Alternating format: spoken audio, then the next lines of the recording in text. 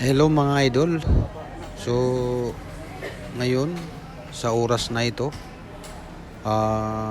punta na po kami sa gate kung saan lalabas na po kami. Actually mga idol, first time kong mag-travel or sasakay ng airplane sa gabi. So ito, first time ko ring mag-airplane papuntang Cebu Mactan International Airport. So yan, hinanap ko yung upuan. Maghintay pa kami ng mga ilang minuto kasi hindi lahat na nandito pa. So ang proseso na ginagawa nila by group po ang lalabas.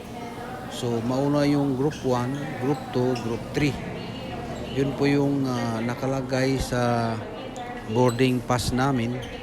So ang nakalagay sa boarding pass ko ay nasa group 3 po ako. So ito, nasa labas na po kami. Medyo maulan-ulan po kasi may low pressure area po dito sa Maynila. Sana naman safe yung travel namin. Okay? Yan guys. Aakyat na po kami. Medyo ambon na nga. So ito na, nandito na po kami sa loob ng airplane. Makita nyo sa video guys, medyo malaki.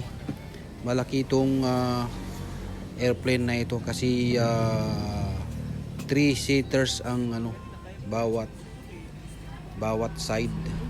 Medyo malaki-laki po itong aeroplano na ito. O ayan. So medyo nangapa pa kasi hinanapan namin yung mga upuan namin. Ayan. So konting tiis na lang makita na po yung upuan na hinahanap namin. So ayan guys, makita nyo sa video. Medyo haggard na po. So guys, nandito na.